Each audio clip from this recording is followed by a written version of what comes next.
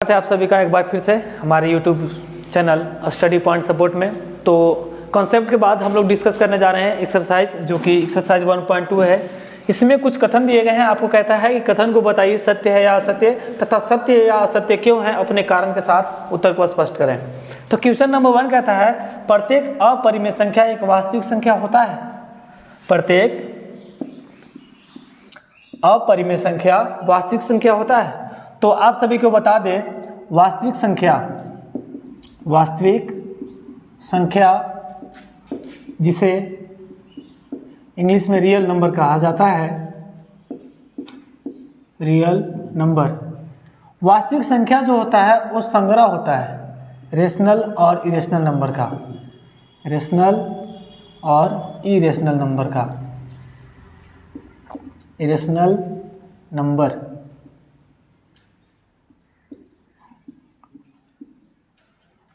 तो हम जानते हैं रेशनल नंबर और इरेशनल नंबर के संग्रह को वास्तविक संख्या कहा जाता है, रियल नंबर कहा जाता है। लेकिन यहाँ पे कह रहा है अपरिमेय संख्या, क्या सभी अपरिमेय संख्याएं वास्तविक संख्याएं होती हैं? हाँ भाई, पता तो है कि जो रेशनल नंबर होता है और इरेशनल नंबर दोनों जो होता है वो किसका पार्ट है? रियल नंबर का। या फिर यदि ठेठ में सीधा जानो तो सीधा बात है, ये जो रियल नंबर है और दोनों के बपई है, पापा है। ठीक है, सीधा बात। तो वास्तविक संख्या रियल नंबर के कितने बेटे हुए? 2, एक रेशनल और दूसरा इरेशनल। तो इसमें केवल कह रहा है कि खाली जो इरेशनल नंबर है क्या वो वास्तविक संख्या है? हाँ भाई, जितना का जितना इरेशनल नंबर है सब किसमें है? रेशनल नंबर है। रेशनल नंबर जितना है वो सब किसका अंश है? रियल का। रियल का 2 अंश है, रेशनल तथा इरेशनल। तो क्या सभी इरेशनल नंबर रियल नंबर नहीं हुए? तो ये जो कथन है वो क्या है? सत्य है। सत्य है क्योंकि वास्तविक संख्या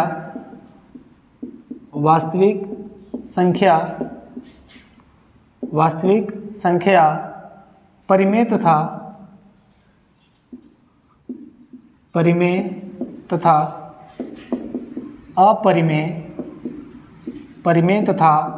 अपरिमेय संख्याओं का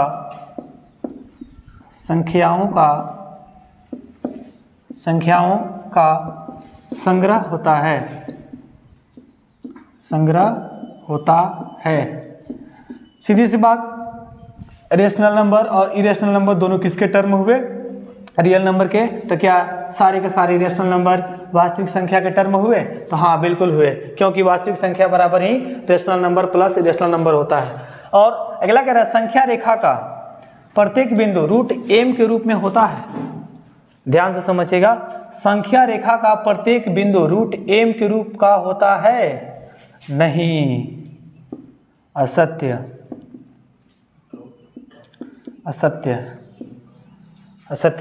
संख्या रेखा की बात कर रहा है तो संख्या रेखा में हम जानते हैं कि 3 टर्म, 0 खुद में इंटीजर, इसके बाद पॉजिटिव इंटीजर, नेगेटिव इंटीजर। तो हम लोग जानते हैं पॉजिटिव इंटीजर जो होते हैं प्राकृत संख्या वो अंडर रूट स्क्वायर रूट में होते हैं, लेकिन नेगेटिव वाला नहीं होता है, सीधा बात। तो यहाँ से रीजन मिला असत्य है, क्योंकि कोई भी ऋण संख्या प्राकृतिक संख्या नहीं होता है जो कि रूट m के रूप का हो सके।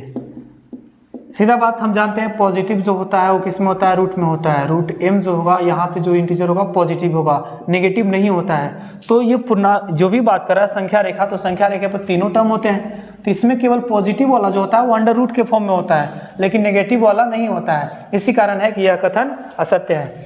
प्रत्येक वास्तविक संख्या एक अपरिमेय संख्या होती है। प्रत्येक वास्तविक संख्या एक अपरिमेय संख्या होती है। अब जस्ट मैंने बताया वास्तविक संख्या जो है वो संग्रह है रेशनल तथा इरेशनल नंबर का। सीधा बात, real number is equal to rational number number plus irrational number,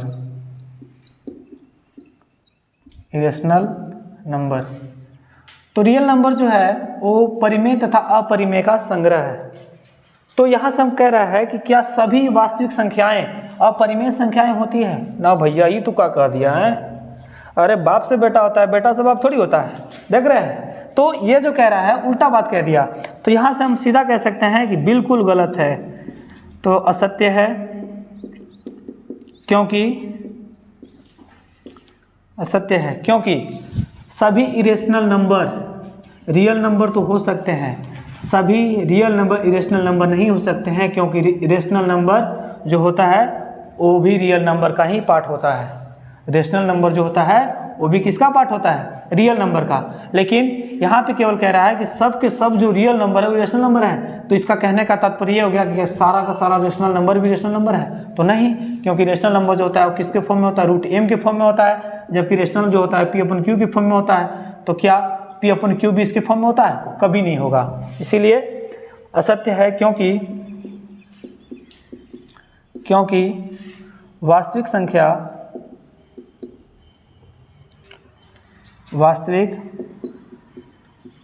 संख्याएं P अपन Q के रूप में होते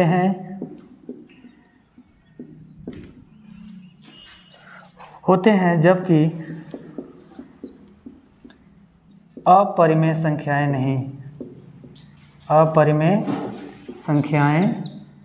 नहीं। तो ये एक्सरसाइज 1.2 के कुछ कथन थे जो इस प्रकार थे। तो pause the video and note it down. तो क्वेश्चन नंबर 2 कहता है, क्या सभी धनात्मक पूर्णांकों के वर्गमूल अपरिमेय होते हैं? यदि नहीं तो ऐसी संख्या का वर्गमूल का उदाहरण दीजिए जो एक परिमेय संख्या है। क्वेश्चन कह रहा है क्या सभी धनात्मक पूर्णांकों के वर्गमूल, क्या सभी धनात्मक पूर्णांकों के वर्गमूल अपरिमेय होते हैं? नहीं, ये तो गलत बात है, नहीं होते हैं, सीधा बात। क्यों नहीं होते हैं? क्योंकि धनात्मक पूर्णांक बहुत सारे होते हैं, जैसे √4 हो गया, √4 का जो वर्गमूल क्या हो गया? 2। तो 2 क्या अपरिमेय संख्या है? बिल्कुल नहीं है। तो एग्जाम्पल चलो यही ले लेते हैं, जैसे √4 का वर्गमूल जो हुआ 2 हुआ, जो कि एक परिमेय संख्या है,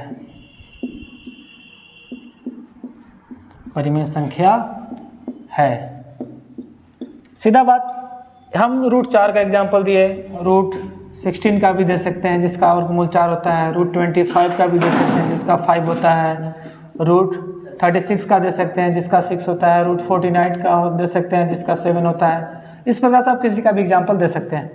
अगला क्वेश्चन कहता है, क्वेश्चन नंबर 3, दिखाइए कि संख्या रेखा पर √5 को किस प्रकार निरूपित किया जाता है। हमने पिछले कॉन्सेप्ट वीडियो में बताया है कि यदि इस प्रकार के क्वेश्चन, यदि अपरिमेय संख्याओं का यदि लोकेशन करने के लिए बोले संख्या रेखा पर, तो सबसे पहले उसका n-1 ज्ञात करेंगे। लेट n बराबर क्या मान लेते हैं? 5। तो स्टेप 1 में हमें ज्ञात क्या करने हैं? n-1 √n-1। तो n-1 दैट मीन्स 5 - 1 = 4, √4 का वर्गमूल जो होगा क्या हो जाएगा? 2। अब नंबर लाइन पे 2 को डिनोट करेंगे हम लोग। यहाँ से ये लीजिए 2 हुआ, ये हो गया 0 1 2। 2 कहाँ से? 2, तो 2 पे क्या करेंगे? परपेंडिकुलर डालेंगे, जो हो गया 2 पर। अब यहाँ से हम देख पा रहे हैं ये जो हुआ बेस कितना हो गया इसका? 2 एंड इसका परपेंडिकुलर क्या हो गया? 1। हाइपोटेन्यूस ज्ञात करने के लिए यूजिंग बाय, हिंदी में बता देते हैं, पाइथागोरस